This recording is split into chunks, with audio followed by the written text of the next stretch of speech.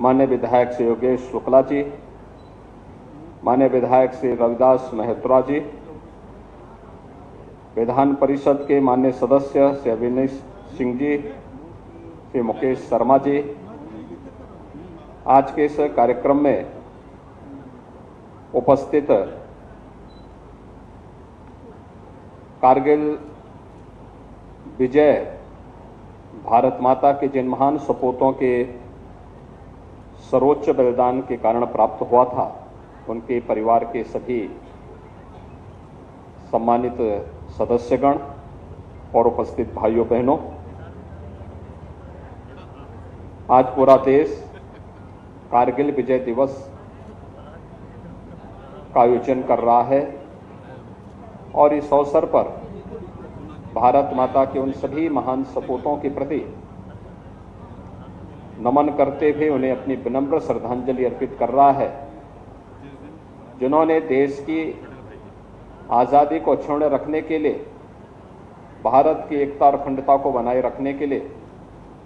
अपना सर्वोच्च बलिदान दिया है। कारगिल युद्ध भी स्वतंत्र भारत का एक ऐसा युद्ध है जो भारत पर पाकिस्तान ने जबरन थोपा था।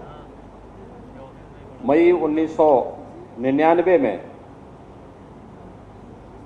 ये कारगिल युद्ध प्रारंभ होता है और 26 जुलाई 1999 को, यानी आज ही के दिन 1999 को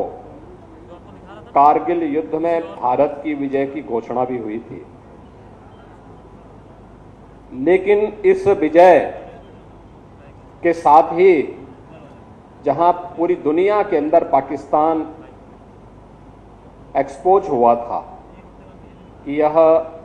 कैसे भारत के अंदर घुसपैठ करता है, कैसे इसने भारत पर युद्ध जबरन थोपा है, कैसे पूरी दुनिया के लिए पाकिस्तान अपने आप में एक सिरदर्द बना हुआ है, वहीं साथ ही साथ भारत के बहादुर जवानों के शौर्य और पराक्रम को एक बार फिर दुनिया ने देखा। इस युद्ध में अनेक वीर सैनिकों ने अपना सर्वोच्च बलिदान दिया था, जिसमें लखनऊ से captain Manoj Kumar Pande, captain Aditya Mishra, lance Naik Kewalanand Dwivedi, rifleman Sunil Jung, major Ritesh Sharma, इन सब का नाम बड़े गर्व के साथ और बड़े सम्मान के साथ पूरा देश लेता है। और यही कारण है कि हमारे इन बहादुर जवानों के शौर्य, उनके साहस, उनकी वीरता को ध्यान में रख करके कैप्टन मनोज पांडे को युद्ध के उपरांत उनकी अति असाधारण वीरता, अदम्य साहस, उत्कृष्ट नेतृत्व तथा कर्तव्य निष्ठा के लिए भारतीय सेना का उच्चतम परंपराओं के अनुरूप सर्वोच्च बलिदान के लिए सेना का सर्वोच्च सम्मान परमवीर चक्र प्रदान किया गया था। प्रदेश सरकार ने देश के पहले सैनिक स्कूल का नाम कैप्टन मनोज कुमार पांडे के नाम पर ही प्रदेश के अंदर स्थापित किया, जो 1960 में लखनऊ में स्थापित हुआ था। इसके साथ ही सूबेदार मेजर पद को सुशोभित करने वाले तत्कालीन जो लांस नायक थे युगेंद्र यादव ग्रेनेडियर को भी परमवीर चक्र से सम्मानित किया गया। मैं कारगिल युद्ध में शहीद हुए देश व प्रदेश के उन सभी बहादुर जवानों की वीरता को इस अवसर पर नमन करता हूं तथा देश की रक्षा करते हुए शहीद होने से बड़ा कोई बलिदान नहीं हो सकता। इन बलिदानियों का राष्ट्र के प्रति प्रेम, मातृभूमि के लिए प्राण तक न्यौछावर करने की भावना, उनका साहस, वीरता आदि के बारे में सोच करके ही हर भारतवासी रोमांचित हो उठता है जिन्होंने, मैं विशेष रूप से इस अवसर पर उन माता पिता और उन परिवार के सदस्यों का अभिनंदन करता हूं जिन्होंने अपने परिवार के ऐसे वीर सपूतों को खोया है। इससे बड़ा बलिदान दूसरा नहीं हो सकता। पूरा राष्ट्र उनके प्रति ऋणी है और इस अवसर पर मैं उन सभी भारत माता के अमर सपूतों के परिवारजनों को इस बात के लिए आश्वस्त करता हूं कि केंद्र और राज्य सरकार सदैव उनके साथ खड़ी है। भाइयों बहनों, आज हम कारगिल विजय दिवस को ऐसे अवसर पर आयोजित कर रहे हैं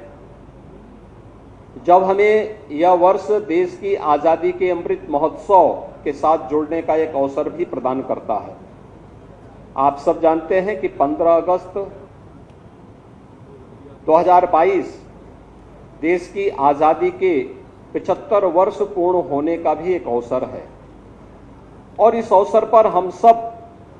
सौभाग्यशाली हैं कि देश की आजादी के इस अमृत महोत्सव आयोजन के साथ हमें जुड़ने का अवसर प्राप्त होगा। आदरणीय प्रधानमंत्री जी ने एक कार्यक्रम पूरे देश के लिए उपलब्ध कराया है कि हम यह महोत्सव तो मनाएंगे, लेकिन यह महोत्सव हमारे लिए केवल महोत्सव तक सीमित न रहे बल्कि एक संकल्प दिवस भी बन जाए। देश की आजादी के 75 वर्ष, आगामी 25 वर्षों की एक बृहद कार्य योजना को लेकर के हमें कार्य करना होगा। ये बृहद कार्य योजना कि हमें भारत को, अपने देश को कहां लेके जाना है, कैसा भारत हम चाहते हैं, आने वाली पीढ़ी को कैसा भारत चाहिए